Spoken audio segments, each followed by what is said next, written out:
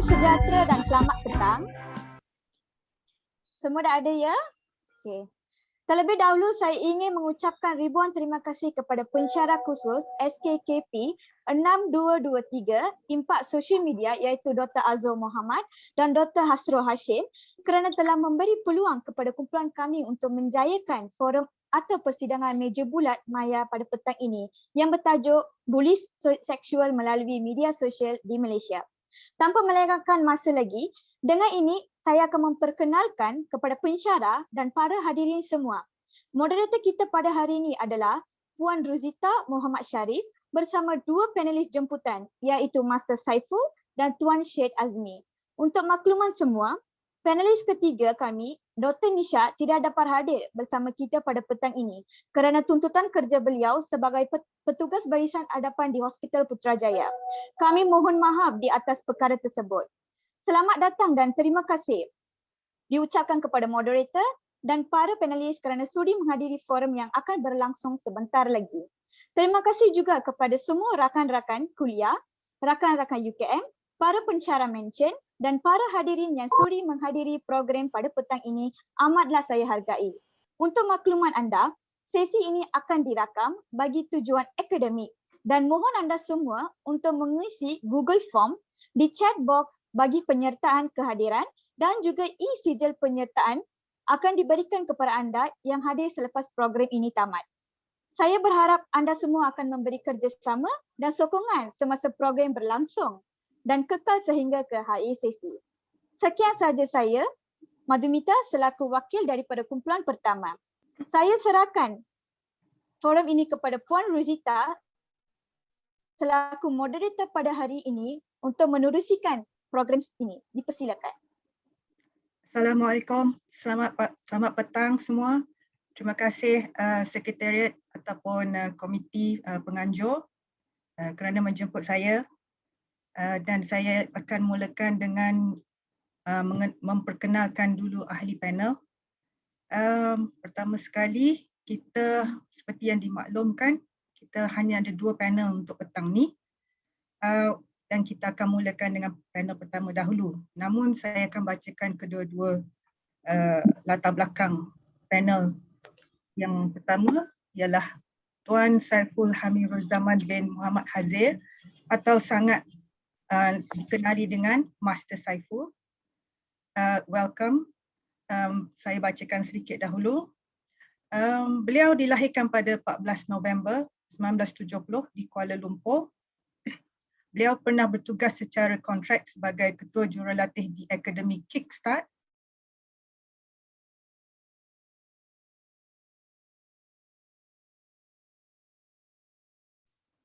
Okay, can you hear me now?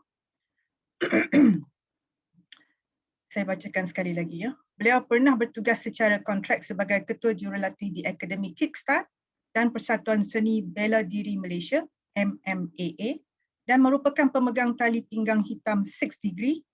Selain itu, beliau juga merupakan Senior Technical Coordinator untuk Persekutuan Seni Bela Diri Sedunia (WMAF) yang berpangkalan di California, Amerika Syarikat.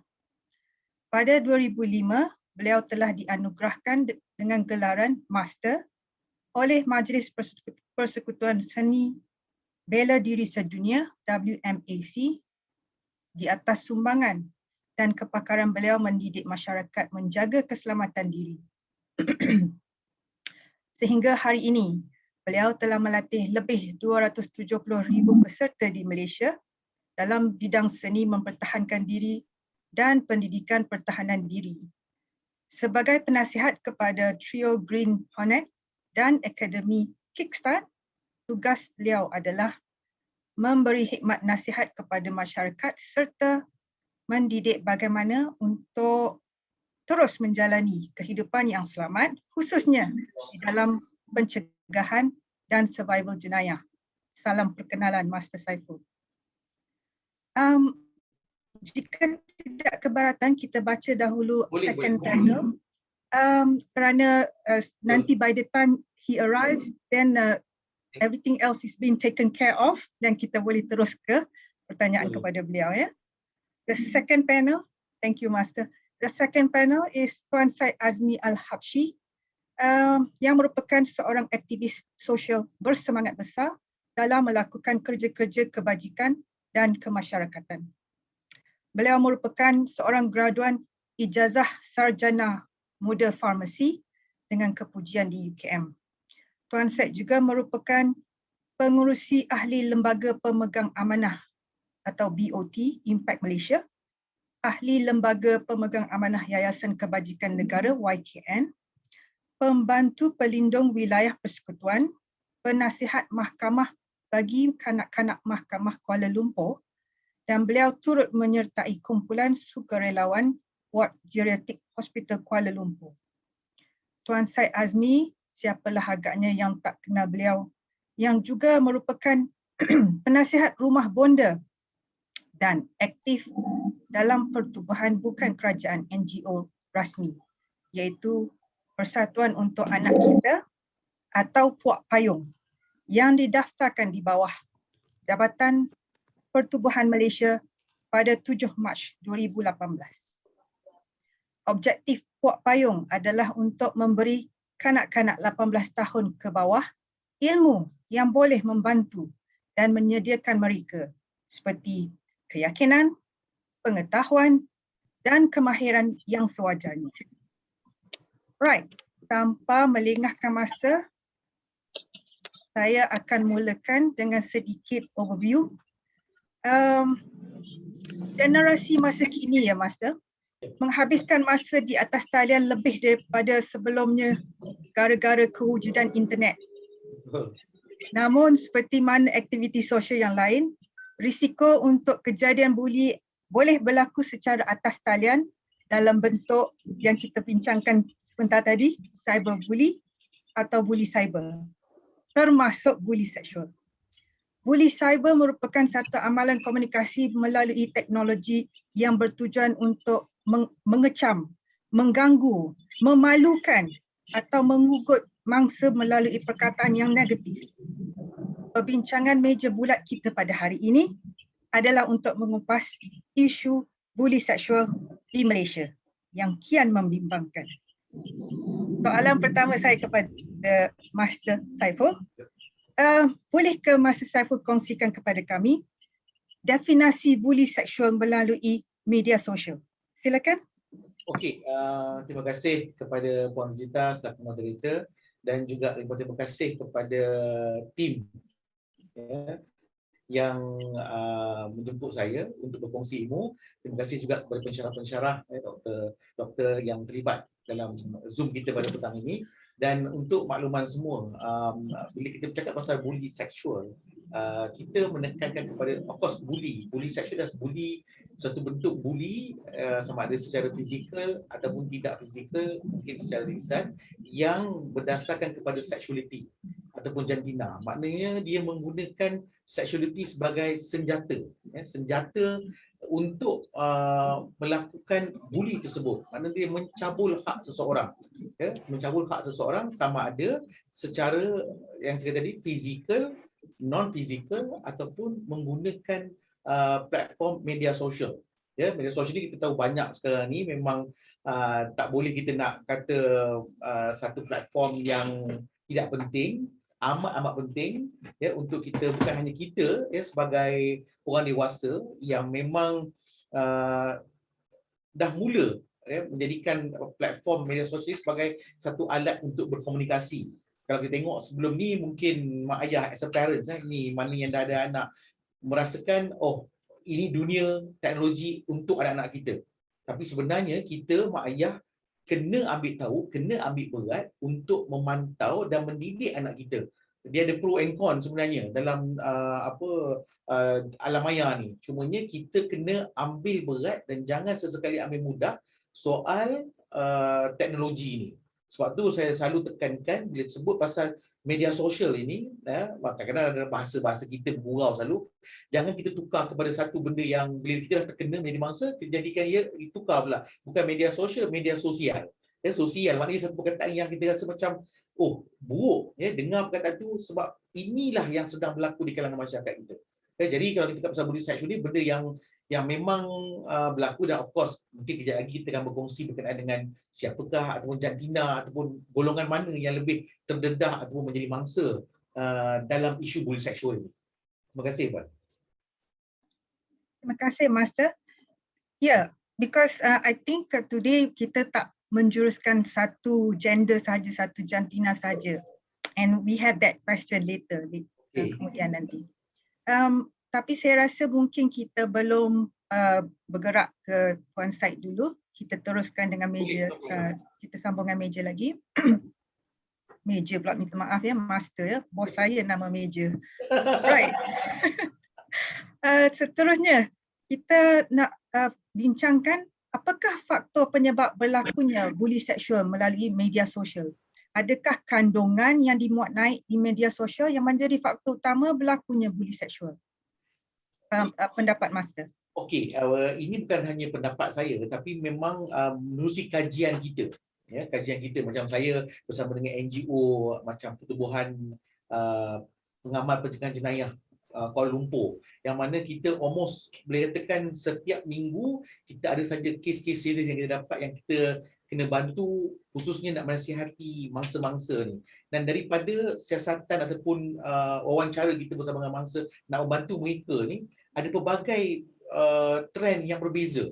Ya, trend berbeza bila mereka menjadi mangsa. Sebab tu kalau tengok kandungan di dalam platform alam maya ni ada pelbagai, dan setiap negara mempunyai platform-platform mereka sendiri. Macam baru-baru ini, ini bukan cerita pasal bullying seksual, tapi saya berkongsi berkaitan dengan dating online ataupun website untuk mencari jodoh, yang mana members tu mencecah bukan puluhan ribu tapi ratusan ribu di negara kita. Ada yang Islamic approach, ada yang bukan Islamic, tapi kita melihat kepada berlakunya cabul hak ataupun bully secara seksual ini di dalam platform-platform ini. Jadi itu cerita pasal dating online yang mana as early age of 13-14 tahun dah mula berjinak-jinak dengan platform ini, bukan hanya untuk orang dewasa, tapi kita melihat kepada kandungan. Kandungan ni bukan hanya di dalam daripada luar negara, dalam negara kita juga banyak kandungan yang dikongsikan. Kita tengok dalam platform Telegram, platform Twitter, bila kita masuk di satu perkataan, contohlah mudah, kata-kata itu perempuan bogel. Macam-macam kandungan yang boleh dikongsikan, dan pelbagai platform ataupun pemilik akaun Twitter kongsikan berkaitan dengan itu. Walaupun kadang-kadang kita tengok benda tu mungkin gambar yang sama, video yang sama, tapi ia menjurus kepada perkongsian yang memang kita kata terlalu banyak. Dan kalau tengok views pun, saya sangat-sangat bimbang sebenarnya bila views tu bukan 10, bukan 20, malah mencecah ratusan ribu, juta. Ya, juta pun ada. Sampai baru ni saya tengok 1.1 juta yang menonton satu klip video lucah di kalangan anak muda kita, belia kita di negara kita. Dan benda ini sebenarnya boleh kita sama-sama tangani. Cumanya kebanyakannya masyarakat hari ini jadi ambil mudah, dan kita it's not my problem. This is not my family members. Tapi kita sebenarnya perlu ambil berat untuk melaporkan kepada pihak berkuasa. We have MCMC, SKMM untuk kita laporkan aduan ini, dan mereka akan buat siasatan. Dan kita ada juga undang-undang yang berkaitan SKMM Akta 233, yang mana pelbagai undang-undang dah ada dalam tu. Cuma kandungan ni sebenarnya bila kita balik, tak payah ambil yang dari luar negara. Kalau kita kata pada tahun 2019, pada bulan Julai 2019, at one time, bila ada je kita melihat kepada jumlah website lucah ataupun yang melibatkan isu pornografi, bukan sikit, bukan 1 juta, bukan 2 juta, tapi mencecah 25,431 channel website ya, yang sama ada daripada luar negara. Dan kita di Malaysia pun, saya pernah juga berbincang di UKM dalam mesyuarat, kita berbincang mengenai bagaimana untuk kita sama-sama menangani isu ini. Dan kita melihat di negara kita sendiri pun yang melibatkan kandungan lucah ni, kandungan yang bukan berbau lucah, memang lucah. Tak berbau tu kita rasa macam dia lucah ke tak lucah, cumanya kita kata oh dia ni otak kuning dan sebagainya, mungkin ada double meaning, tapi ini memang confirm berbau lucah, sangat-sangat membimbangkan. Sebab tu kalau saya kata berapa mungkin doktor-doktor ya, perempuan, tuan-tuan yang ada dekat sini mungkin rasa macam berapa banyak. Saya tak boleh cakap berapa banyak, tapi pada saya memang tak sesuai. Kita sebagai rakyat Malaysia nak bagi tahu berapa ni, tapi tengoklah sendiri. Saya pernah share juga sendiri di UKM juga bersama dengan pensyarah-pensyarah juga beberapa tahun yang lepas. Kita melihat keadaan yang sangat-sangat serius. Sangat-sangat serius. Jadi kandungan ni macam mana dia jadi? Saya cakap terang-terang, mudah. Ya, kita pernah highlight dah dengan SKKP perkara ini untuk membantu mencari penyelesaian. Satu perkara, kita sebagai individu yang kadang-kadang memberi peluang. Kita yang berkongsi. Kita tengok hari ini di Instagram, we are not celebrity. Kita hanya orang biasa. Anak-anak kita yang masih baru, masih bersekolah, mereka kadang-kadang beranggapan perkara ini satu keseronokan. We have TikTok, we have Bigo nowadays. Tapi apakah kita sebagai ibu bapa, orang yang lebih tua, mendidik, bagaimana untuk mendidik anak-anak kita ya, untuk menjaga diri mereka supaya mereka tidak menjadi mangsa dan jadi bahan ugutan di platform media sosial. Sebab hari ini kita tengok online harassment. Saya berbincang, saya berkongsi berkaitan perkara ini beberapa hari yang lepas, bagaimana bimbangnya ya online harassment di negara kita. Bukan hanya untuk kanak-kanak, bukan hanya untuk remaja atau pelajar atau pelajar universiti, tapi juga melibatkan orang dewasa, malah warga emas. Jadi kalau balik pada kandungan ni, saya lebih menekankan kepada kita sebagai individu. Ya, kita individu yang memberi peluang. Kadang-kadang, maaf ya, doktor-doktor, all team members yang ada dalam grup ini, kita melihat satu lagi keadaan di mana pada tahun lepas kita ada pandemik COVID-19, first PKP 1.0. Malaysia dikategorikan sebagai salah sebuah negara yang paling banyak melayari website lucah. And yet tahun lepas we are still, awal tahun ni kita still dalam kedudukan nombor 1 di Asia. Dulu Asia Tenggara, sekarang di Asia. Berbanding dengan berapa ramai rakyat kita, 32 juta, kita melayari setiap hari. Mungkin sebab bosan pun. Bosan dan kita melayari benda tu. Dan benda itu akan timbul keinginan untuk melakukan satu perkara yang mungkin boleh mendatangkan masalah pada orang lain.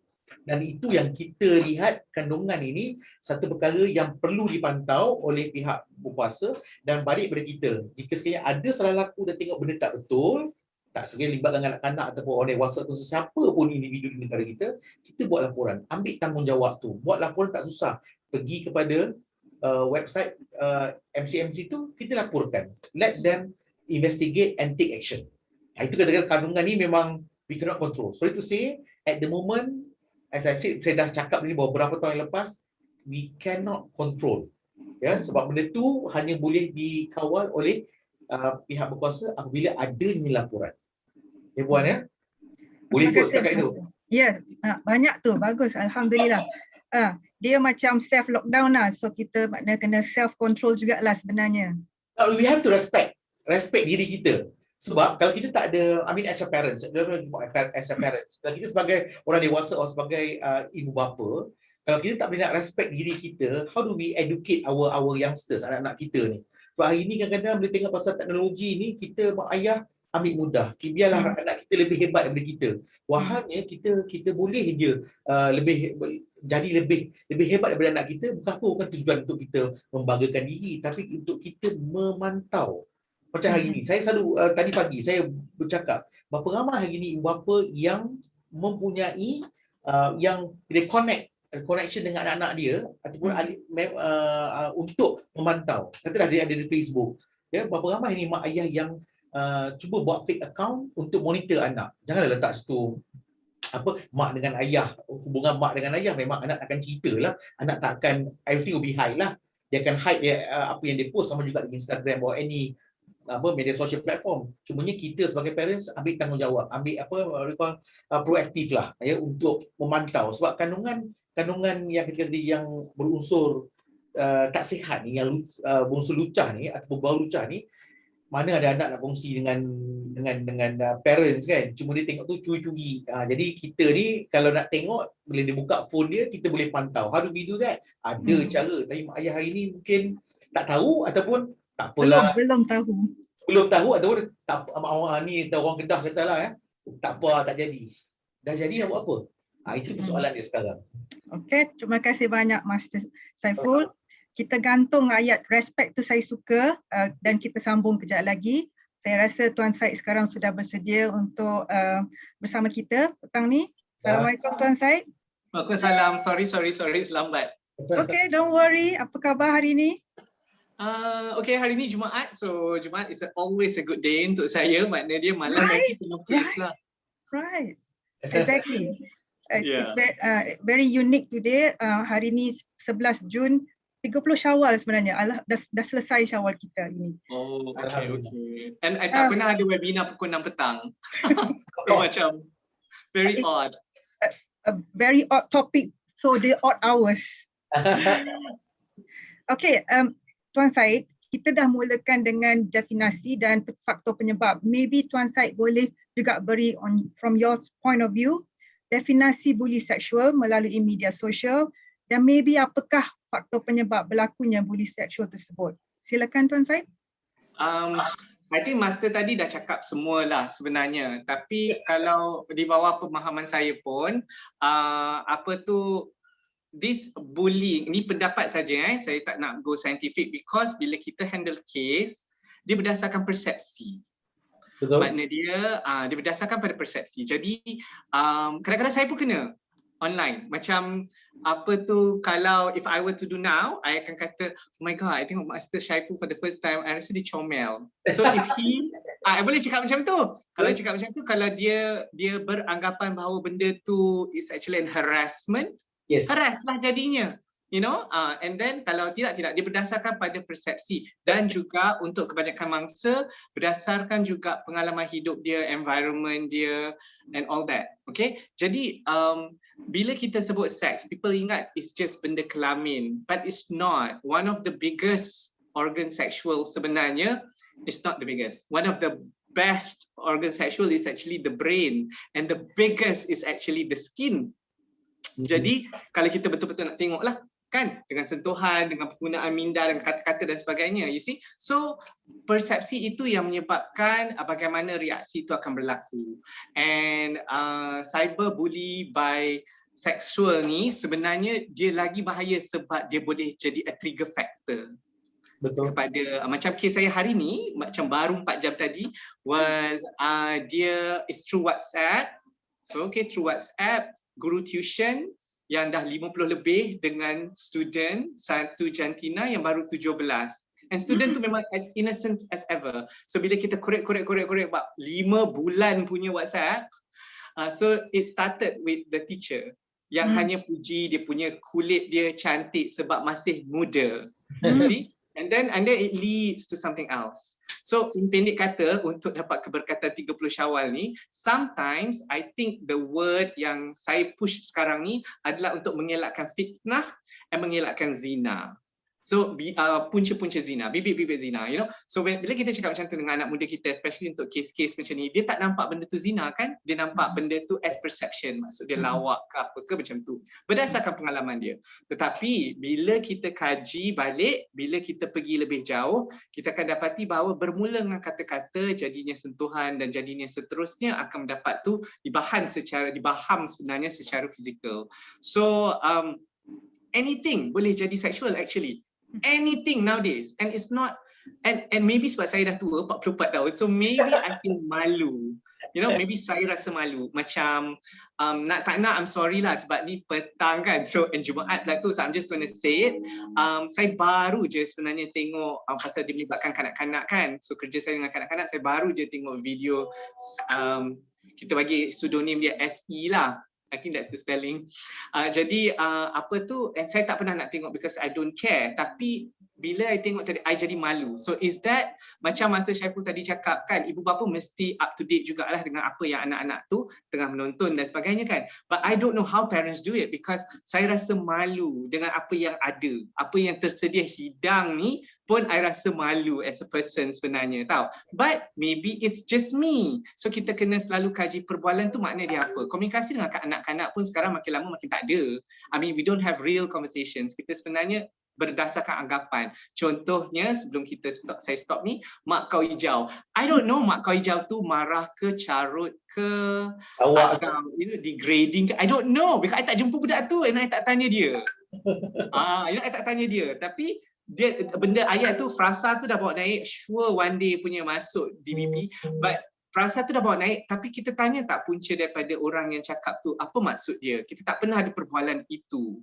So and then tapi untuk generation yang internet savvy, dia ambil benda tu terus dikatakan marah kan, dia terus macam mencarut atau dia terus buat macam tu. But to me, I kata really, kalau I dengar sekali lagi mak kau hijau, in children it sounds comel and bukan marah. Jadi apa tu, dia bukannya macam zaman saya sekolah dulu orang kutuk nama bapa. You see, it's not like that. It's different, kan? Jadi saya henti kat sini dahulu, but that is my perception. I wish I'm more academic dalam jawapan ni. I'm not an academician, so I'm sorry. Okay, don't have to apologize. Terima kasih Tuan Syed.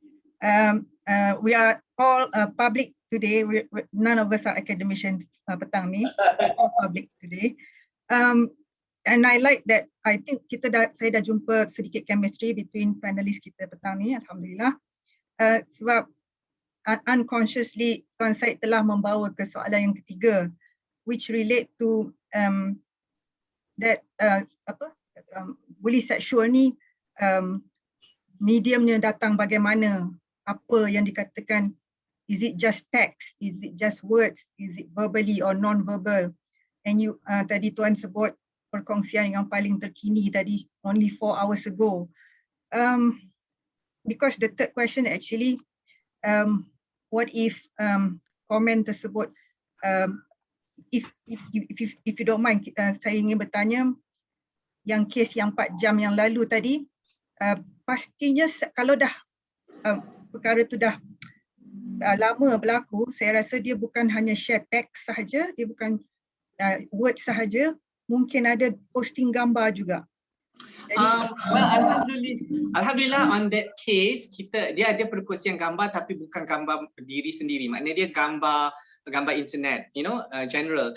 And it's interesting pasal bila dengan guru tuition laki-laki dengan budak laki-laki, we terus pergi kecelaruan gender LGBT kan. But that is not even the case. And even that pun bagi saya, bila kanak-kanak bawah 18 tahun ni, kecelaruan gender ni is experimentation. Ramai orang tak setuju, but that's how I view it. And apa tu, tetapi kita dapat jumpa a pattern where I call it in English, this is not even the right terminology.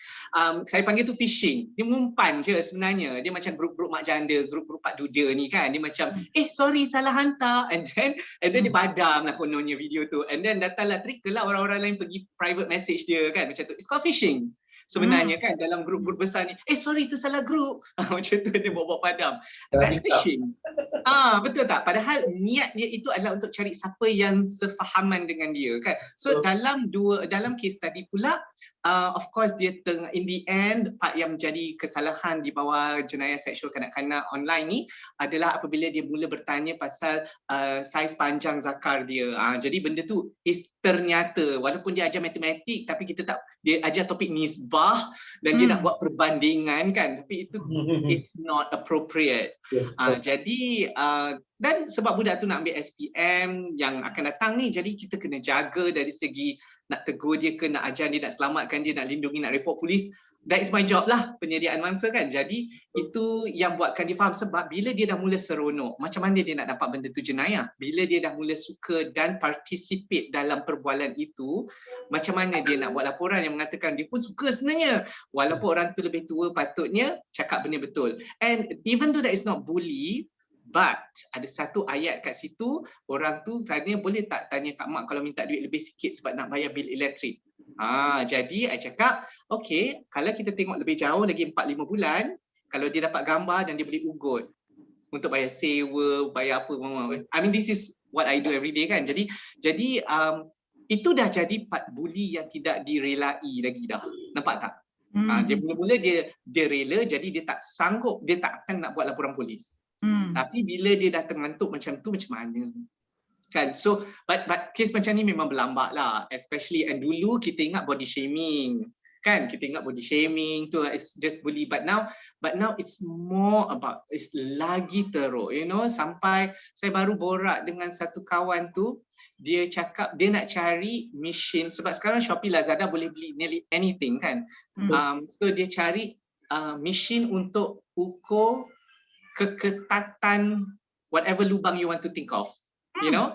And it's by children, tahu, children cari gadget. So dia kata biasa kita, bila saya kata biasa tu maksudnya my time, kalau MIRC tu kita pakai ASL je, age, sex, location kan. But nowadays budak-budak lagi advance, so I know that diorang nak tengok keketatan tu, tak kisahlah boys or girls kan, dia nak buat that as dia punya ASL, dia nak tunjukkan betapa dara, betapa whatever lah. So you see, and even though you panggil tu bully, the bibit-bibit permulaan dia is all this challenge. Dia nak challenge, lagi banyak biodata dia punya dalam buku autograf dia tu, maknanya lagi hebat. Lagi banyak dia punya fakta pasal dia tu, lagi hebat. Jadi orang lain pun berlumba-lumba nak jadi lebih banyak data supaya dapat lagi banyak like dan sebagainya, you see. So so that's the thing. So kita dengar bully seksual as orang tu mangsa. But jangan lupa puncanya juga adalah participation yang berlaku yang akhirnya jadi luar kawalan dia. Dia nak be part of that. Tapi end up dia jadi mangsa sebab dia tak pandai, dia ingat dia boleh control. Zina is all about control. Okay? Right. Dia mula ala pegang tangan je, cium pipi je, gambar tak pakai tudung je. Dia punya je akan tiba-tiba mengandung. So you can check. I've done that so many times. In the end too. Jadi they think they're in control. They want to be part of this hypersexualized punya community in cyber. Lagi seksi, lagi putih, lagi ketat, lagi rapat, lagi merah, lagi famous. So they want to be that part. Tapi dia tak berjaya nak control bila it went out of hand, bila the challenge went out of hand. Bila datang keuangan, faktor nak famous. Kalau kau nak, kau kena buat macam ni. Kalau so these challenges in the end of the kanak-kanak tu yang menyebabkan mereka terperangkap. Terjerumus. Hopefully that answers the question. Sorry lah, saya punya bahasa Inggeris. It's just Friday, so I just no problem. Out of my comfort zone. Okay, terima kasih. Sama-sama Tuan Syed. Sekarang dia dah naik one more level. Your mother is green je. I'm being told that our third panelist actually made it today. Hari ini dia dalam kesibukan beliau, surprisingly, Dr. Nisha able to join us today. Can we have a look? Secretariat boleh dapatkan Dr. Nisha. Can you say hello? Dr. Nisha. Hi everyone. Kejap, ya. Hi everyone. Hi. Can you all see me? How are you today, Doctor? I'm good. How are you guys? Thanks for having me, by the way. I was approached by one of your organizer to be a part of it, but sadly I have work to do, but I made it in between. Alhamdulillah. I'm taking care of COVID patients. It's like we are a bit overwhelmed. Yeah, we are really overwhelmed. I highly salute you, Dr. Nisha. Thank you so much for having me. Yes, I would like to share some slides so that the students can have better enlightenment.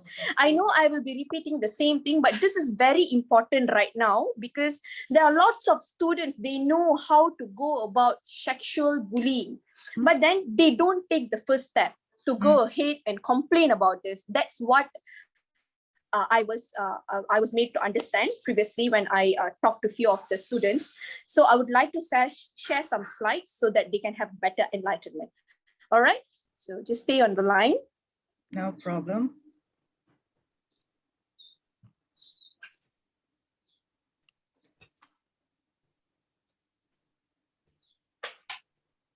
Sementara tu mungkin ada Master Saiful nak tambah ke? Oh, I think she's ready for belum keluar. Sharing screen.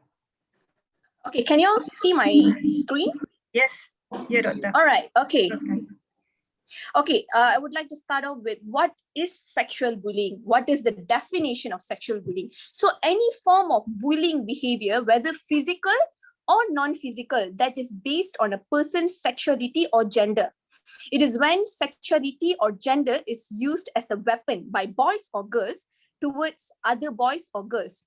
Although it is most commonly directed as at girls. So that means mereka akan gunakan your sexuality. For example, you are a girl. So the gender, they will use it as a weapon to attack you. For example, they will tell, okay, you are a girl, so you won't be good for this. Because, for example, you menstruate, monthly you menstruate, so you will have like menstrual issues and you won't make it to work. So when we give you some work that needs masculinity, you won't be able to do it. For example, masculinity is works that is only meant for men. For example, lifting. For example, if you are joining a sport that needs lifting, they will tell you can't do it because you are a girl. And they will just try to tell stuffs, bullying statements like you are a girl, you won't be able to make it because, for example, let me be frank, I've been through this. There's one guy came and told me, you can't be a part of a football game because when you run, your boobs will be shaking. So that's a form of sexual bullying. So we have to be aware of this. Whenever we are imposed to that kind of situation, we must go ahead and report about this because that is already a form of bullying there, which includes your sexual characteristics. And bullying, sexual bullying, it comes in different ways. It can be verbal harassment, physical harassment, or visual harassment. Verbal, for example, they can use bad words to you. For example, macam the speaker just now, they were telling about private part, macam tu lah. They boleh je cakap macam boobs kau besar. Macam for example, kalau you pakai baju ketat macam ni, your boobs is like revealing, for example, like that lah. And physical harassment is like someone come to you. That is also called physical bullying as well, because harassment and bullying somewhat carries the same definition. They come to you, they touch you. And sometimes they will just come upon you, they just bang you because you're a girl, and then they will block your way. They won't get away from the way that you're walking. So that kind of actions actually directs towards physical bullying, physical sexual bullying, or physical sexual harassment. And visual harassment, for example, they already know your handphone number, they already have your email address. So they just send you some form of content that contains all these sexual things to disturb you, so that you will get disturbed, your mind will get disturbed. So most of this harassment, mostly girls is the one who will be facing it, because they know girls are the ones who is vulnerable for it. Girls ni dia adalah segelintir masyarakat ni cakap girls ni diorang ni weak. So when you go sexually, mereka akan rasa intimidated. That's how you attack them lah, emotionally. So what are some example of sexual harassment? This one I've been going through on and on with my friends, with my juniors, even with my my cousins and my sisters, brothers. So unwanted hugs or kisses, even if a small girl, if let's say you have a daughter or you have a sister, small sister, make sure you don't let her to sit on some man's lap, or don't let any man, it could be the uncle, it could be anyone in the family, don't let them hug them unwantedly, or don't make them have a physical contact unwantedly, or kisses or whatsoever. So this is the progression of it. All right. So like I mentioned earlier, texts and emails is a form of harassment that you can have it in a visual manner, like when you browse your internet and you get this kind of emails, harassing emails, and also when you have a social media account, for example, Instagram or Facebook, people just send you all kinds of pornographic content, all that. So that is a form of harassment. If you know that person, you can directly report it.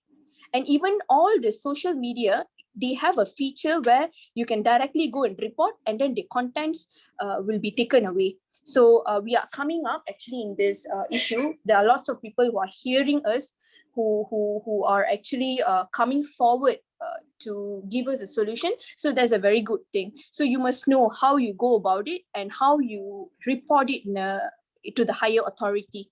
And also jokes. For example, recently we have came across a young girl who exposed a teacher who made a joke out of rape. So that is a very good move. I salute her, because nobody will go forward. Even as a girl, when I was at her age, I wouldn't be that brave to go forward and to complain about this to my parents, because most of the parents, those days parents, I'm very proud that these days parents, they are more like vocal, they listen to their children. Those days parents, not everyone, most of them, and they would not really listen to their children. Whenever the small kids come and complain, they'll be like, probably it's your fault, you have to amend it back, you have to be a good children, be a good kid at school, that's why your teacher is scolding you and all that. But now the parents actually listening to them, they coming forward, they taking actions. They know how to go about it. They know how to find a solution, how to protect their kids. It's a very good move. And also rumors and sexual nature. For example, like me, I am going through a lot of this all days. People just spread rumors about me. And let me reveal it to you. There is one pornographic video that has been circulating around saying that is me. So I was so shocked when I saw it. My sister, my twin sister, she is a police officer, and she is the one who sent the message to me. She said she made it clear to me that they are actually circulating a video saying that is you. So I was quite shocked. So you see, this kind of things can actually make someone to go into depression. Since I'm a doctor myself, I know how to deal with it. I know people can talk anything about me, and I know myself better. Others' perception doesn't matter. What kind of perception I have about myself, that matters the most. So for a while, Dr. Nisha. Hello. Yes. Because there is one question that relates to specifically untuk Dr. Nisha. Yang kita sedang bincang dari awal tadi. Tuan Syed ada sebut tentang, you also mentioned dalam slide ni. Maybe we can continue later with the slide. Sure. Basically kita nak kaitkan dengan perkataan, you said just now is verbal atau non-verbal, ya. Tapi kita nak fokus sekarang, kalau kata dari Facebook atau daripada social media lah, whatever, Instagram ke apa. Tapi dia hanyalah satu gambar yang kita rasa normal. Betul. Contoh macam gambar Dr. Nisha. Mungkin Dr. Nisha baru balik dari hospital, mungkin baru balik kerja, gambar dalam kereta ke, gambar, just a normal gambar. But from that gambar, boleh dijadikan komen-komen dan akhirnya membawa ke bully sexual. Betul. Can Dr. Nisha elaborate on that? Ya, I pernah je jadi mangsa bully for a normal dress. Scrub, I pakai scrub kan dia tutup, memang dia tutup seluruh badan. Tapi ada juga yang pergi komen, dia cakap, nampaklah boobs kamu besar lah macam tu. So, I don't get a point. I do wear dresses, I do wear short dresses untuk my event sebab I am a reigning Miss Earth Malaysia. So ada certain event yang I kena present myself well. Ada certain event I kena pakai the specific outfit. So I just wear accordingly. Kalau let's say I nak give talk in a school, of course I will be wearing a decent outfit.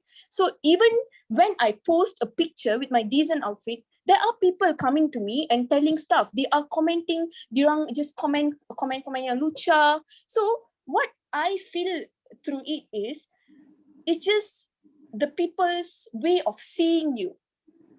So it's not about your outfit, it's not about how you look, it's the way orang perceive you. Imagine if they look at you as a sexual object. Anyways, if you are wearing perda, if you're closing, if you're covering up yourself also, memang you akan jadi bahan ataupun objek sexual. So it depends on the person, how they look at you. So sebab tu, I always tell the parents, so bila you didik anak you tu, semasa membesar tu, you have to tell them, there are certain things you have to bear in mind. when you look at the women, you have to respect them. You cannot simply, for example, the parents themselves are talking bad things, looking at a girl, they are talking bad things. That is like, mereka akan hasut anak mereka untuk cakap benda-benda yang buruk pasal perempuan. So, benda-benda macam tu is a very bad example tau. So, when a growing child look at a dad talking bad about another woman, so definitely anak tu dia akan terikut juga. Memang that is the nature while the child is growing. So I think didikan ni kena start dari rumah and also in school. That is very, very important. Thank you, Dr. Nisha. I like to pick up tadi Dr. Nisha ada sebut yourself telah melalui pengalaman tersebut. But before I want to continue, saya cuma nak double check dengan Dr. Nisha. Do you have a few more slides, right? So can we like continue this slide lepas ni? Yeah, sure.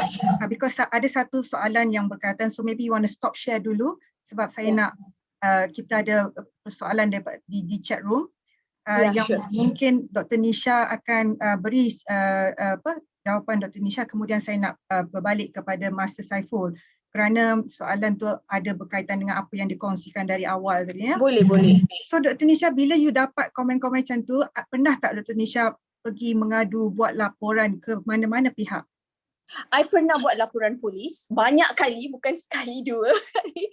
Banyak kali I pernah buat laporan polis since kembar saya dia polis. Dia kerja kat Pulau Pinang. So dia di bahagian komersial. So whenever I dapat komen-komen macam ni ataupun orang sebarkan propaganda ke apa, so I memang akan buat cover report supaya I dapat protect myself, at the same time polis dapat investigate. Sebab baru-baru ni ada orang dia gunakan gambar saya sebagai profile picture untuk WhatsApp mereka. So mereka is like they are sending messages to multiple people asking for funds and all that. So kalau benda-benda macam ni berlaku, it's very, very dangerous. Sebab benda tu boleh affect I, and then also it is very bad lah sebab I have a responsibility as a doctor, and also I ada my own organisation called Health of the Community di mana I'm helping a lot of underprivileged. So when this kind of thing happen, it's like it will create a bad impression among community. If let's say they don't know who is that actually doing it, so it's better for me to expose them and make a police report so that police can take action on them. Terima kasih banyak Dr. Nisha. That is very powerful. I think the initiation, the first step dia nak ambil tu adalah paling susah. Tapi kalau Dr. Nisha memberi kata-kata semangat macam ni, saya rasa semua yang di luar sana kalau telah melaluinya, dia akan go to the police right now. Yes, please go to the police. Don't be scared of anyone, because at the end of the day, you yourself have to protect yourself. Nobody will come and I know you have your family members, your friends who actually being supportive and all that. Bila benda-benda macam ni berlaku, you have to speak for yourself, because you are your only guard. You have to guard yourself, because your parents and your friends and your adik-beradik, diorang takkan berada di sekeliling you all the time, 24 hours. Because at one point of your life, you have to be independent. You have to be bersorang, especially I'm as a doctor. I do on calls 36 hours call. I be on my own. I take care of the wards on my own. So everything I do on my own. I travel on my own. I drive on my own. 2 a.m., 3 a.m. So if anything happens to me, who will be responsible? Who will be answerable? So we have to take this step from initial stage supaya in the future, kalau anything like this happen, we will be brave to speak up. So just all one the more, girls out there have to be brave. Just one more question and a very short answer, Dr. Nisha. You have, is it yes or no? Have you learned any self-defense punya belajar any self-defense? Yeah, I've learned taekwondo, but not much people know about it since benda tu dah rusted, dah lama sangat. Lepas ni kita belajar dengan Master Saiful insyaAllah ya. Ya, okay. Thank you Dr. Nisha. No soalan yang saya nak sampaikan kepada Master Saiful ialah daripada kita punya di luar sana ada bertanyakan, Johnny Leong, did any focus PDRM Minister Multimedia with the other leader government are doing well in helping to tackle this matter in all society now so far? So mungkin ini berkaitan dengan tadi Master Saiful juga ada sebut kita kena buat report kepada pihak yang tertentu dan sebagainya. Dr. Nisha dah buat report kepada polis. Apa pendapat Masa Saiful? Silakan. Okey. Sebenarnya Puan Rita, Dr. Nisha dan Tuan Syed, Azmi dan semua, kita melihat kepada undang-undang yang dah ada, undang-undang yang berkaitan dengan it's not about just a commercial, jenayah cyber. Tapi bila cakap pasal bully sexual ni, dia lebih kepada Jabatan Siasatan Jenayah. Dan sekarang ni saya difahamkan D11 di bawah JSJ yang mengambil kes-kes yang melibatkan sexuality ni. Walaupun ia bentuk bully sexual sama ada di platform media sosial. Contoh kita melihat undang-undang yang ada tu, contoh undang-undang yang berkait dengan SKKP 233, kita ada Akta 500, Akta 504, 506, 508, 509 yang boleh diguna pakai kata sesiapa yang melakukan sesuatu bentuk ancaman. Jadi benda tu dah ada, cumanya masalah sekarang ini pelaku ataupun pemangsa di media sosial ni, it's not easy for the police to arrest them sebab susah. Kalau kata physically kita nampak orang tu, katalah si A mengganggu kita, okay, just report that si A mengganggu kita. Okay, dan polis akan buat siasatan dan tahu siapa suspek dan akan buat tangkapan dan membuat siasatan. Tapi kalau katalah di media sosial ni, it's not easy dan mostly menggunakan profil yang fake. Macam kata Dr. Nisha tadi, which is true, menggunakan gambar beliau sendiri. Ya, bila menyamar di laman sosial. Dan kita lihat, ya, macam saya berkongsi juga awal sebelum kita live Zoom ni, kita melihat kepada kes yang saya kata tadi berlaku di Jerman pada 3 hari bulan 5, di mana polis Jerman telah menangkap 4 rakyat dia yang terlibat dalam isu membuat satu network ataupun satu platform menarik members daripada tahun 2019, sekarang dari almost 400,000 members yang cenderung ataupun yang mempunyai keinginan seksual terhadap kanak-kanak. Dulu at one time, dulu masa Tuan Syed Azmi pun dulu masa kes Richard Huckles, kita memang benda tu berlaku di negara kita dan kita tengok bukan sikit members, beratus kalau dekat Facebook lokal kita ni. Tapi kalau di luar negara, kita nak di Jerman ada 400,000 dan gambar-gambar yang dikongsikan tu di kalangan mangsa ni, of course kanak-kanak yang tak tahu apa-apa. As Tuan Syed Azmi dah cakap tadi, dia mula-mula dia rasa sebab dia tak faham, dia ni naif, at the end of the day dia menjadi mangsa, dia ada keinginan. That is where another bully issue come in.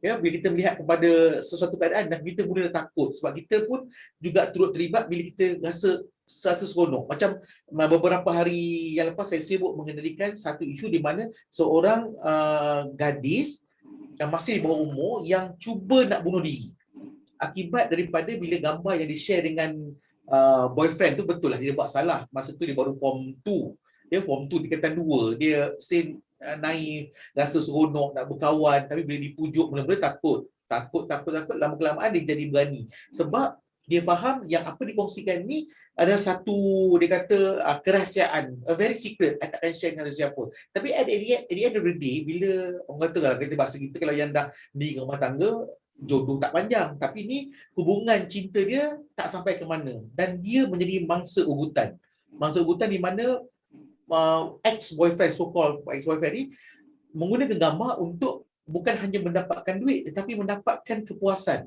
Jadi dia hanya sekali dia kata benda tu dah berlaku dalam 6-7 bulan, dia tak tahu nak buat apa. Dia hanya bagi tahu kepada ibu bapa dia,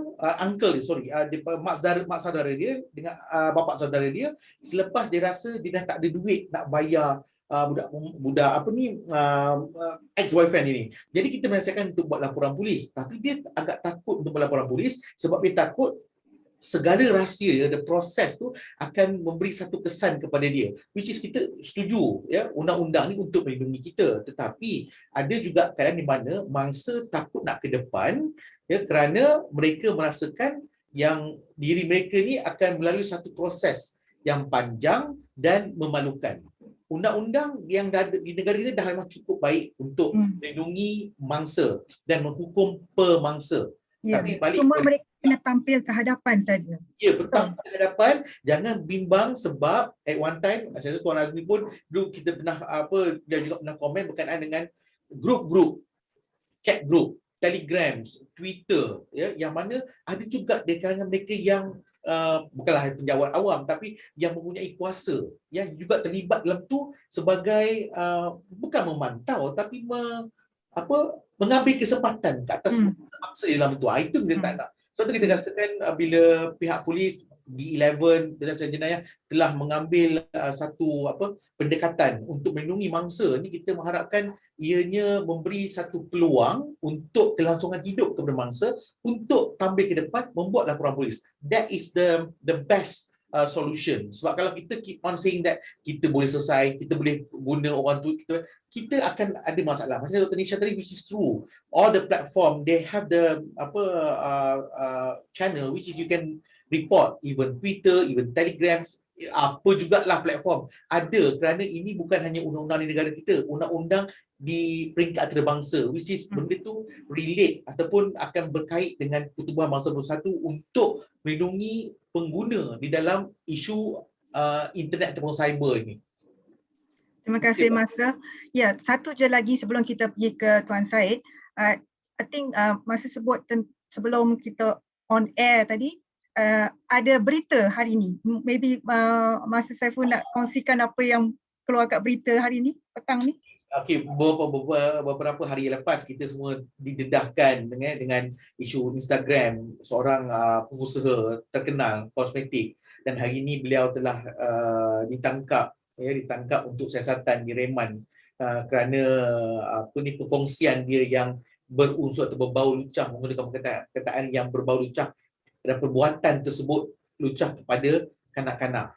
Macam Tuan Syed kata tadi, akta perlindungan kanak-kanak 2017 ni memang sangat lengkap untuk melindungi seorang kanak-kanak. Walaupun kanak-kanak tu, dia kata tadi, dia juga terjerumus, ada keinginan terlibat dalam perkara itu. Mungkin dia melayan juga, tapi sebenarnya dalam undang-undang macam katalah bawah 16 tahun, walaupun you suka sama suka, bila melakukan hubungan seksual dengan boyfriend ataupun you rasa, oh this is my boyfriend, tapi saya suka sama suka, I'm willingly, kita love each other, tapi sebenarnya bagi undang-undang, apa pun you cakap suka sama suka tetap salah. Sebab tu dalam segi akta kanak-kanak 2017 ni kita tengok sangat lengkap untuk melindungi seseorang. Jadi mungkin bangsa tak membuat laporan, tapi netizen ataupun any third party yang melihat perkara itu satu kesalahan dan tidak sepatutnya berlaku dan membuat laporan. Sebab kalau kata kita keep to ourselves, kita be very secretive, rahsia, tak nak ambil berat, tak nak jaga tepi kain orang, biarlah, it's not my problem,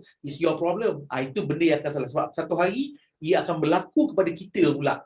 Kemungkinan, harap jangan berlaku lah, tapi kita takutlah sebab kita ni, kita ada anak, one day we're going to be going to have our grandchildren, dan kita ada ahli keluarga yang lain juga. Takut jadi pada kita tahu apa nak buat, kita pula tertekan. Itulah tadi macam kata doktor, will be depression and also and whatever that yang akan berlaku, dan memberi tekanan lah macam saya kata tadi, klien kita ni sehingga dah bertindak nak bunuh diri. Kita ingatkan dia main-main, tapi bila dia kongsi pula video yang dia dah mula tak ambil pisau kelar tangan tu, kita dia dah serius. So we have to tackle that lah. Okay, terima kasih banyak Masa Saiful. Saya nak minta Tuan Syed sambung daripada situ. Apa komen Tuan Syed berkaitan berita yang kita dengar petang ni tadi? Saya kena ulas tu sebenarnya malam nanti sebab sebenarnya okay, ada dua isu dekat situ. Bagi saya ada dua isu. Bila kita buat, saya sebagai advocate untuk kanak-kanak, so this one is a bit controversial, minta maaf lah everyone, but I am not a fan of LGBT issue bila dia melibatkan dewasa. Okay, I'm not a fan. Saya ada kawan-kawan saya sendiri yang saya berpendapat bahawa kalau dia nak buat apa-apa tapi tidak mengajak orang lain sama, I'm fine. Macam tu. Tetapi bila dia melibatkan kanak-kanak, it's a bit different. Walaupun kanak-kanak tu lebih mudah di rehabilitate, dan they can be experimenting, asrama ke bukan asrama ke, they are experimenting. I have no problem with that if they come forward. Okay, jadi yang tu macam case macam tu memang saya handle, tapi saya tak pernah share kat mana-mana because it's very confusing kecelaruan gender ni. Tetapi apabila yang ini, dia terlampau banyak sangat isu dia. The video itself tu ada banyak. Dia ada dadah, dia ada kanak-kanak, dia ada juga, I think dia ada buat keadaan yang macam suicidal. Tak senonoh lah, tak senonoh. I can put it that way. I don't know how to say that, but tak senonoh. And then ada faktor, sebenarnya kenapa saya malam baru boleh dapat, I just happen to know that this person we are talking about ni ada immunity juga sebenarnya.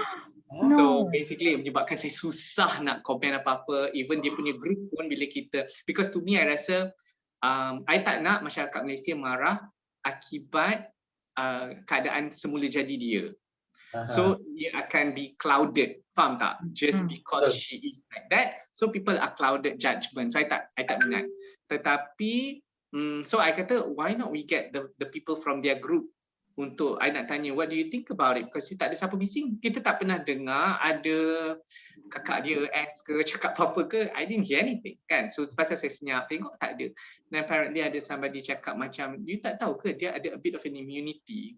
So kita tak boleh kacau dia. But in the group they make a consensus mengatakan bahawa perlakuan PL dia, if that's the word they use, the PL dan perlakuan dia terhadap kanak-kanak itu tidak boleh diterima. But as a person, dia ada nama, so dia ada kekebalan dia. Sejauh mana kebenaran tu saya tak tahu, but I accept. Jadi dan ini tu pasal any bentuk penderaan termasuk buli merupakan bila orang tanya siapakah pembuli, siapakah pendera kan, the answer is only one in my dictionary, ialah mereka yang menyalahgunakan kuasa. So dalam kes ini dia ada seorang yang kaya, seorang yang cantik, seorang yang insta famous. So yang tu telah menyalahkan guna kuasa dia supaya dapat memanipulasi mereka yang bukan macam dia tapi nak jadi macam dia. Nampak tak? So Master Saiful actually gave me a lot of point just now, especially bila cakap pasal dia dah ditahan reman. Itu je, ayat itu je, ditahan reman tu I nak confirm memang kena tahan reman ke? Tak ikut pada latest news lah dia ditahan reman. Wow, tahan reman ni is not a small matter, okay? Tahan reman rupa macam masuk lokap kan? Yes. So dia dah pakai dah baju lokap. So kalau dia masuk lokap, tahan reman masuk lokap, that's a big congratulations to Malaysia lah. Because that is the system. The system ialah untuk itu. Tapi kenapa kalau dia mempunyai, kalau itu tak ikut, kenapa orang lain kena ikut? Faham tak? Because nampak, itu yang I nak kena dengar bila dia kata macam tahan reman. I said, wow, okay, tahan reman is sebab that latest news Tuan Syed. So kalau kena tahan reman, saya memang bukan kata saya setuju ke apa. It's not about the person sebab saya tak kenal dia, tapi it's about the system. The sistem mengatakan bahawa jika, sebab dia menggunakan dunia cyber tau. Jadi bila dunia cyber makna dia segala-galanya di tapak tangan. Jadi bila kita kena tahan reman, sepatutnya ialah untuk mengelakkan daripada dia mencapai gadget dan menggunakan itu. So kalau dia kata kena tahan reman kat rumah dia tapi dia tak boleh pegang apa-apa gadget. Okay, I can agree with that also sebab dia punya crime dia adalah berdasarkan gadget. Tapi kalau dia dah kita tahu dia orang ni kan, dia lawa, slim, cepat lari, putih dan sebagainya. So basically nak kena tahan lah somewhere kan. Kalau tak dia boleh lari. Dan kita sibuk-sibuk cari 4 minggu, 5 minggu masuk paper, lari tak jumpa. I mean we need real solutions here. So untuk dia di soal siasat is also a kemenangan. Okay? And then there's dadah and all that kan. Jadi sebenarnya saya rasa saya tak buat report because it's obvious. Agensi tu tahu benda tu is obvious. So dia tak buat report, tapi rupanya kena tunggu juga ada orang buat report baru benda tu jalan. And it's sedih yang civilian yang kena buat report itu. Dan sepatutnya benda tu dah jelas, you see. So I punya comment was because I memang percaya pada kanak-kanak itu. Jadi I need to save the children. Sebab kalau tidak, ni yang saya nak minta maaf nombor 2. Sebab yang saya tak mau ialah di mana-mana agensi tiba-tiba kata inilah sebabnya kita kena buat camp untuk tough-kan lelaki. And I don't want that. Because it happened before in this country kan. Dia kumpul ramai-ramai pergi kat Seremban sana. And then diorang jadi lagi bijak pasal lagi ramai. So dia backfire. So I don't want that to happen to our children. Jadi kanak-kanak perlu diselamatkan. Dan Master Saiful, kita tak dengar apa-apa jadi dekat kanak-kanak tu kan. Tak dijumpai, tak di-identify, tak ada kan. It's just about her, betul tak? Dia tak ada siapa cerita pasal apa jadi pada kanak-kanak yang disebut itu. Sebab kanak-kanak itu memegang dadah, right? No, dia bukan bahan terlarang sebab bahan yang dipegang tu tak termasuk dalam akta sebagai bahan terlarang kan? Mushroom is not bahan dadah berbahaya, right? Dia hanya highlight bahan terlarang. Mushroom tu is bahan terlarang. Tapi kalau ikut dalam macam yaba apa semua ni, perkataan yang digunakan, mushroom tu hanya macam satu perkataan yang Jaga je. Ya. Nak jaga je. Tapi adakah dia masuk dalam akta dadah berbahaya? Kita tak tahu kan. Sebab macam tu nama saja, mungkin dia menggunakan chemical dia tu mungkin Yes. dalam bentuk tu. Tak, sebab macam kita gam lagi teruk daripada ekstasi. Okey, berdasarkan pengalaman saya dengan kanak-kanak, gam lagi teruk. Tapi gam is not yet in the list. Faham tak? Ketagihan tu memang berlaku. Anything boleh ketagihan durian, semua boleh. But if it's not lah, tak macam mana kita nak buat perundangan? Faham tak? Macam mana kita nak bagi hukuman dan perintah? So that is another problem kan. So and kita tak mau menghukum. Ni saya, inilah dia benda ketiga yang saya nak minta maaf kat semua. Saya bukan jenis yang menghukum because I believe in rehabilitation dan pemulihan. Jadi bila bentuk hukum, kita budak-budak ke atau dia tidak boleh bercakap. Jadi dia tak faham kenapa dia kena hukum. So saya tak nak terima kata dia dah high dengan dadah tu pasal dia buat video dan dia record and then dia publish. I don't care about that part. I care about dia faham tak apa kesalahan itu dan kesan daripada masyarakat. Sebab kita belum lagi settle lagi bab gadget dan kemudaratan kesalah laku menggunakan gadget. Belum siap. Dah datang pula yang ini. Macam tak cukup-cukup pula bulan Pride Month ni. So macam it's a lot of factor lah sebenarnya. So itu I punya tu. It's a very sad topic sebenarnya. Saya malu as a person. I actually malu. I percaya pada keterbukaan. Tapi kalau melampaui batas, how can I support you? How can I save you? Macam itulah. Setuju. Saya nak guna peluang ni untuk turut tanya dengan Tuan Syed, because I think we lost Dr. Nisha again, because I know kita tahu dia punya jadual busy dan sebagainya ya. Ada soalan daripada audience kita, Tuan Haji Ainul bertanya, gangguan seksual atau serangan seksual, adakah ia sejenis buli atau paksa rela, Tuan Syed? Actually, empat tu dia punya susun atur dia actually dah berkecamuk sikit. Dia boleh jadi bully. Bully can be anything. So sebenarnya dia bukanlah kata bawah bully ada ini. Tak, dia actually berlingkar benda-benda macam tu. Kalau dia and ada satu pendapat mengatakan bahawa bully ni adalah dalam keadaan yang lebih daripada sekali dan menjuruh kepada keadaan yang lebih kronik. Maknanya dia banyak kali, frekuensi dia lain, intensity dia lain. So dia boleh jadi ke arah bully. Faham tak?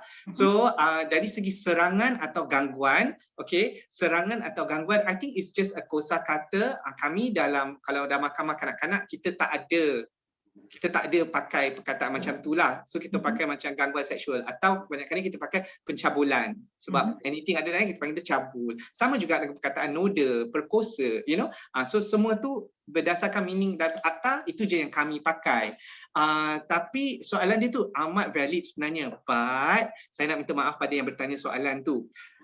Kenapa soalan tu dikemukakan? Itu yang biasanya saya akan tanya balik. Kenapa soalan dikemukakan? Adakah dengan itu kita mahu lihat dia punya pemberat? Is it ringan? Is it case ringan? Is it case berat? Bila dia melibatkan dalam bully seksual. So pada saya, kita kalau tak kena, kita tidak mempunyai hak untuk melihat benda tu ringan atau berat. Saya bukan kata soalan tuan tadi tu macam itukah dia, sebab saya tak boleh tanya balik. But my point is, bila orang tanya dari segi serangan atau gangguan, it doesn't matter. It can be like, to you nak stratakan dia sama dia tu, tu ringan aja. Macam cabul je bukannya rogol. Dan saya kata rogol je bukannya mati. So dia akan jadi macam tu. We don't want people to normalize benda tu as ringan. Alah, lawak je. That's why dia jadi topik kita hari ni, sebab bermula dengan benda tu lawak je. So lawak tu dilihat sebagai ringan, tapi orang yang terima itu dia tidak gelak pun. So bila dia tak gelak, benda tu tak kelakar untuk dia. Jadi benda tu tetap berat untuk dia. Adik sebut cabul tapi kejap boleh bacakan apa yang Haji Ainul tulis, sebab saya punya kat telefon saya tak nampak. Dia tambah sikit. Dia kata soalan ditanya sebab banyak konteks, sebab ada kes mahkamah ada disebut cabul, tetapi ada juga sebut akhirnya suka sama suka, yang macam masa Saiful sebut tadi. Betul. So nampak tak? Very kecil aja. So bila suka sama suka ini, kalau macam Master Saiful tadi cakap, bawah 16 tahun tu tak wujud lagi suka sama suka kan, sebab tak ada konsen. Itu contoh dia. Tetapi kalaulah dalam apa-apa, walaupun cabul dan suka sama suka pun berlaku, first dia akan tengok umur terus. Okay, so katakanlah 17 dengan 17. Okay, so bukannya statutory rape ke apa macam tu kan. Cabul 17 dengan 17. Okay, dan dia buat laporan. Budak 17 perempuan buat laporan. Jadi walaupun kalaulah dalam kes tu kata suka sama suka, okay, dalam court dia kata suka sama suka, tapi sebab dah masuk dalam court dan kalau kita dapati dia mengaku benar, okay, kalau kes tu dia lelaki tu mengaku benar, so dia akan jatuh perintah. Dia akan dijatuhkan perintah.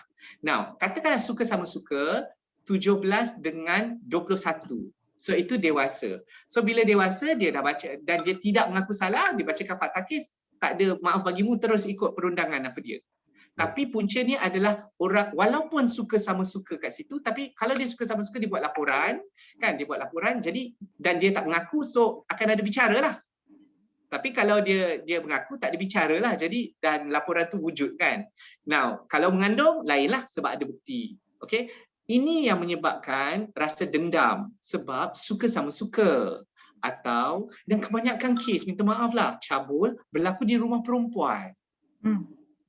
Kan, jadi macam mana nak cakap suka sama suka? Jadi kita tahu dua-dua tu ada dia punya habuan dia. Kalau kanak-kanak kita boleh sound dua-dua. Sebab kanak-kanak, mahkamah kanak-kanak ada dua-dua kan, kita boleh sound dua-dua. Tapi kalau dia melibatkan dewasa dengan kanak-kanak, susahlah sebab yang dewasa itu patutnya lebih bijak untuk mengelakkan daripada itu berlaku. Jadi itu pasal keadaan macam tu. Tapi dendamlah juga pasal dia memang suka sama suka. Itu pasal waktu IO cakap, ini yang banyak orang benci polis kan bab ni. Sebab dia rasa IO tu tak membantu. IO tu akan push, betul ke awak nak buat laporan ni? Awak suka sama suka kan? Betul ke awak yang macam? Nampak tak? Tapi saya tak salahkan polis sebab polis punya kerja ialah menyiasat. Jadi dia akan pergi ke tempat, dia tanya soalan yang sama. Kau suka dia ke dia suka kau? Yang mana satu? Kau suka dia ke dia suka kau? Kau suka dia ke dia suka? Sampai budak tu confused terus, jawab je lah apa yang polis tu nak dengar kan. Tapi itu tugas polis. Kalau anda bercakap benar, story you sama. Ya. So saya faham soalan Haji Zainal tadi, that is very valid actually, tapi kita tengok pada fakta, kita tak tengok pada perasaan kan. Dan I want to tell the girls, kalau anda acah-acah terus macam sebenarnya kena rogol, padahal tidak, it will come a day yang you akan bawa balik. You will bawa balik and you kena tangkap balik. I am very sure of that. Pasal selama 10 tahun saya buat ni, cakap tak, ini dia tu, we rehabilitate. Kalau sempat, we rehabilitate. Yes. Okay? Terima kasih banyak Tuan Syed. Kita nak teruskan dengan soalan yang seterusnya. Kita kembali kepada Masa Saiful.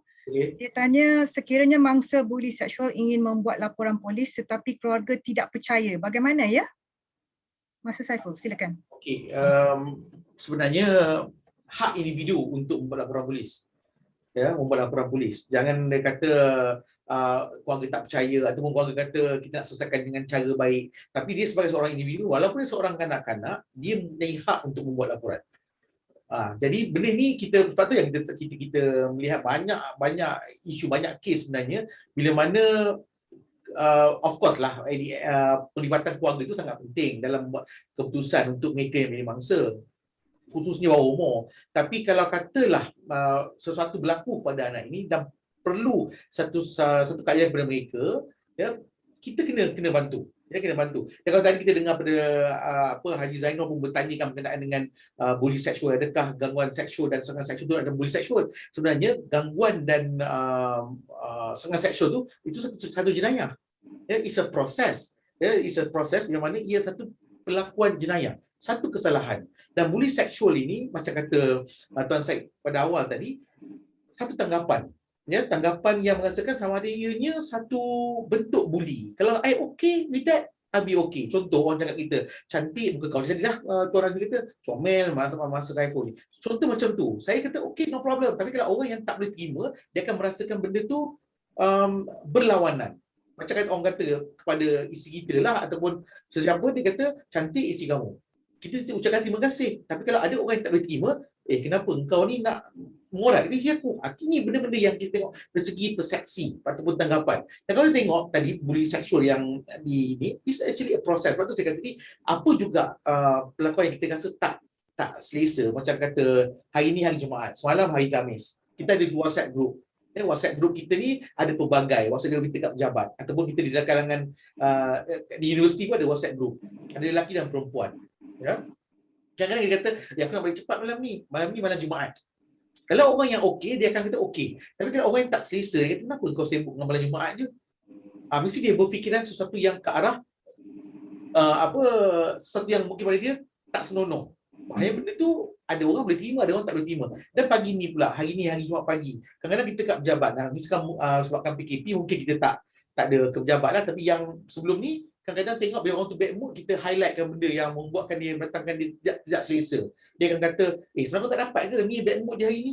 Ini benda-benda yang bertitik, memulakan sesuatu keadaan di mana kita tak boleh kontrol, back to bully sexual, and it turn to gangguan seksual, and it turns to at the end benda yang buruk, serangan seksual bila berlaku. Itu jadi cabul hak tu, apa yang kita nak buat sebenarnya jika sekiranya berlaku. Macam tadi bila Puan Rosita tanya kepada Dr. Nisha, adakah Dr. Nisha belajar self defense apa, sebenarnya it's not the issue kita nak belajar self defense, tapi macam mana kita nak hidup keadaan yang selamat, kita nak bertindak bijak tu macam mana.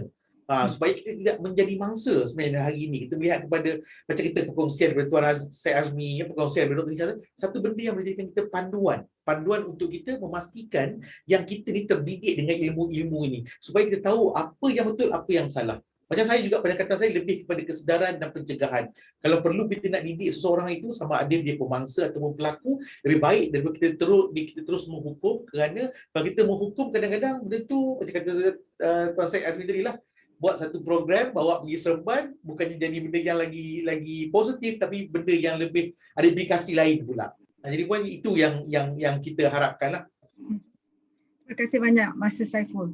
Kita sudah berada di peringkat hujung sesi kita pada petang ni. Dan kita dapat lihat beberapa soalan yang masuk sebenarnya mereka dah ambil the challenge yang telah panelis sebutkan tadi tentang buat laporan. So banyak yang tanya bagaimana, kalau saya lelaki boleh ke saya buat laporan. Kita dah sebut daripada awal tadi, any Tom, Dick and Harry, anybody yang sedang melaluinya perlu tampil ke hadapan, laki ke perempuan ke dan sebagainya, tampil ke hadapan. Kita dah ada platform ini dan sebagainya, tinggal lagi suarakan dan lalui proses tu. Dan saya rasa kita ada beberapa lagi talian-talian hayat yang boleh membantu mereka, macam Masa Saiful dengan Tuan Syed sendiri. Jadi di hujung ni kita nak summarizekan dari segi tips dan kaedah terbaik untuk bertindak, especially yang kita nak cakap ni tentang dalam media sosial. So kita mulakan dengan sambung dulu dengan Masa Saiful, mungkin tips dan kaedah terbaik.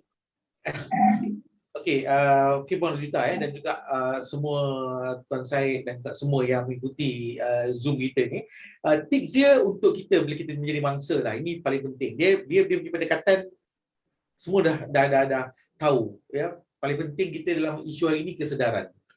Kita sedar dengan apa yang berlaku dalam situasi hari ini, sama ada di platform di platform media sosial. So apa perlu tindakan kita buat? Apakah proses apakah pencegahan yang perlu kita ada? Ya, kita dah lakukan, kalau katalah kita menjadi mangsa ataupun orang lain menjadi mangsa, ataupun orang yang kita kenal, orang yang kita sayang menjadi mangsa, anak-anak kita, ya, yang terdedah kepada bully, tak kira bully seksual, bully cyber, semua ni, bully mental di laman sosial. Apakah tindakan? Dengan mungkin salah satunya kita unfriend dia, ataupun jangan lagi stop dia daripada terus mengikuti kita. Kalau dia kata kat laman Instagram dan sebagainya, kita buat benda tu, ambil tindakan. Jangan rasa macam kita rasa macam kalau aku berhentikan, ada tindakan lain pula akan berlaku kepada aku, takut. Ini semua tak perlu buat. Tak perlu ada benda ni. Ya, jadi itu segi pencegahan. Lepas tu nak berkawan, nak menerima, nak accept friend di laman sosial ni, tak kira Facebook ke mana-mana ke, please berhati-hati, berwaspada. Ya, jangan mudah percaya tengok gambar dia ni, kita boleh menilai dia. Tak, sebab penjenayah ataupun pelaku di alam cyber ni, dia banyaknya kalau berniat jahat ni, dia memang akan menyamar, ya, menggunakan profil orang lain dan sebagainya.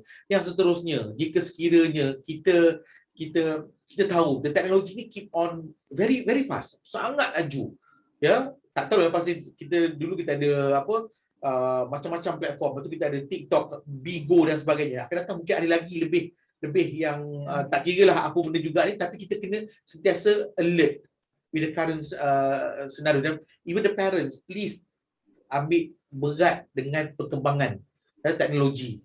Please monitor your kids. Kalau perlu dapatkan maklumat daripada SKMM ataupun any provider untuk buat filtering kepada anak punya phone ataupun internet, please do so. Sebab tu itu pencegahan. Tapi kalau katalah kita dah jadi mangsa, apa tindakan kita nak buat untuk mengelakkan kita daripada terus menjadi mangsa? Jangan diam, buat laporan kepada pihak berkuasa. Kita ada badan-badan pihak berkuasa yang memang akan membantu. Contoh kita ada MCMC, SKMM, kita ada pihak polis, dan juga kalau kita dapat maklumat tu, cyber security kita dapat maklumat. Cuma cyber security tak boleh buat laporan.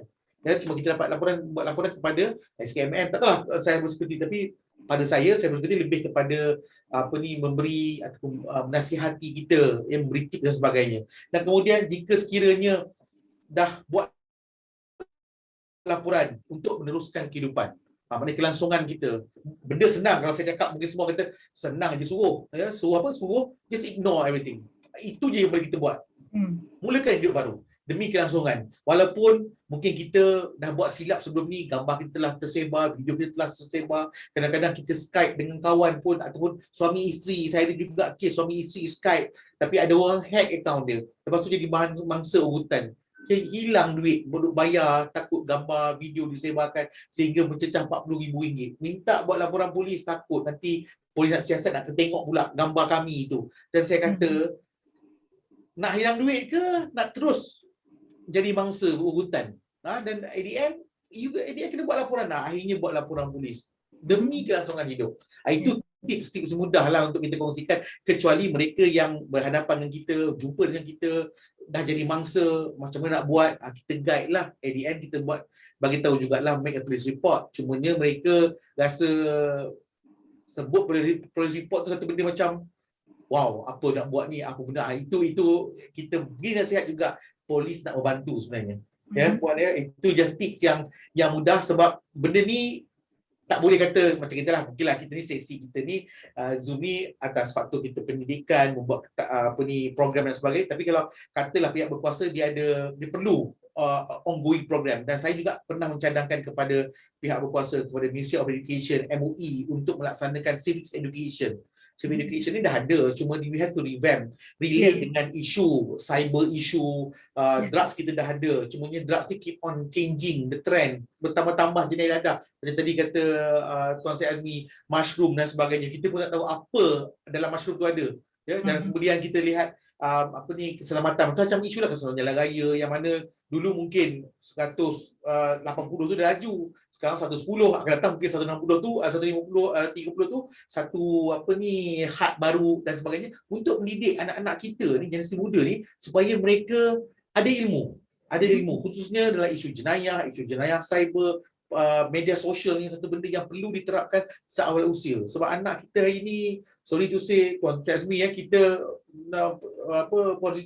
anak-anak kita as early age of 3-4 bulan kita bagi tab. Kita bagi tab, but do you monitor them? Kadang-kadang ada kartun, betul lah seronok dia tengok kartun, tiba-tiba yang mula setahun tengok kartun, seronok kartun, tapi kartun yang berunsur pornografi. We have that. Mak ayah yang datang, so anak jadi addicted.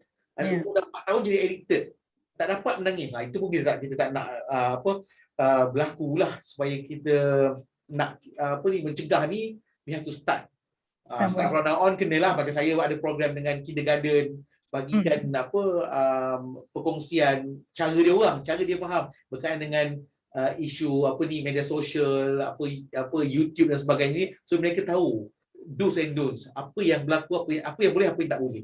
Itulah benda-benda dia. Terima kasih banyak Master Saiful, very comprehensive. Rasa macam dah dapat virtual belt, rasa empowered.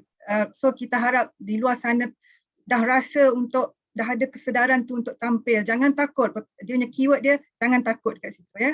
So tanpa melengahkan masa lagi, as a last panelist, sebab kita dah kehilangan Dr. Nisha, silakan Tuan Syed Azmi. wrap up the whole thing rasanya. Apa dia? Okey, saya cuma nak tambah dua benda dengan apa yang Master Saiful cakap tadi. Ada dua benda. Kalau yang menonton ni ibu bapa, jadi kalau anak anda, statistik Malaysia menunjukkan ibu bapa tidak lagi berbual dengan anak-anak seusia 9 tahun. Maknanya 9 tahun dia dah tersesat. Macam ni kita nak tahu yang anak-anak tidak lagi berkomunikasi dengan kita. Ada azan dah. Okey, kejap. So number one ialah bila anak-anak tak datang kat kita. Bila anak ada soalan dia tak datang kat kita, itu maknanya kita dah lose, kita dah hilang. Dia pergi pada my teacher say, my friend say, my friend's father say. Bila dia dah cakap macam tu, maknanya kita tak dapat pegang anak kita. So kita lah guru yang terbaik. Dan nombor dua, semua orang macam Master Saiful tadi cakap kan, pasal gambar bogil tu kan, sampai 40,000 kan. Sebenarnya dia bukan start terus bogil. Tak ada siapa nak gambar bogil ni, cerita macam mana sejati tu. Dia start dengan, kalau yang perempuan, dia start dengan gambar buka tudung aja. Cukup dengan gambar buka tudung, boleh. Nah, untuk kes-kes saya yang melibatkan remaja gambar bogil kena jual ke apa macam tu, saya jawab macam ni balik. Okey, ada dua pilihan. Ni saya pencara, sorry Mr. Saiful. Satu, kalau orang tu nak sebarkan, kita sebarkan dulu. Saya macam tu. Saya jenis kalau dia tahu saya sebarkan dulu, dia tak boleh pakai lagi dah. Atau kalau tersebar, ada satu kes dulu, tak boleh sebut siapa, tapi gambar tu tersebar. So saya ajar dia, kata macam, saya cakap kat dia, kalau akulah hot macam kau zaman tu, aku pun nak gambar bogil tu juga. Dia actually it's a reverse psychology thing lah. Of course nobody want that. Tapi dia jawab macam tu. Jadi orang tu kata, apa dia tak senonoh? Ya, waktu tu I was young and I buat benda macam tu, and then now I pay the price. Tapi itu bukan apa-apa. So jangan tunggu sampai dia gambar bogil walaupun suami isteri, okay? Jangan tunggu tu sebab dia start dengan tudung, buka tudung aja sebenarnya. So of course semua orang kat sini akan kata, oh tak mungkin, I tak mungkin buat macam tu, I tak mungkin buat macam tu.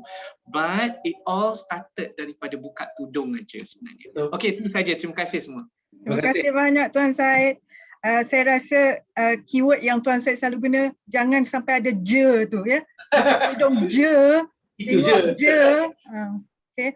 Thank you so much. Saya rasa pihak sekretariat ada mengatakan untuk bergambar, tapi saya serahkan kepada pihak sekretariat. Silakan. Terima kasih kepada moderator kami, Puan Ruzita, Master Saiful, Tuan Syed Azmi dan juga Dr. Nisha sudi join dengan kami hari ini, dan juga semua para hadirin yang join dengan kami dan juga kekal hingga akhir forum ini. Kami cuba nak minta semua orang buka kamera untuk buat sesi gambaran. Boleh tak?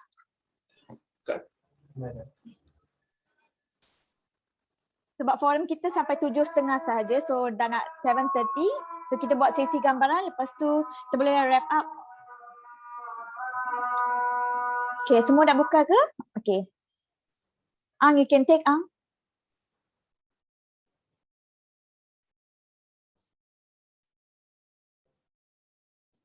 Freestyle.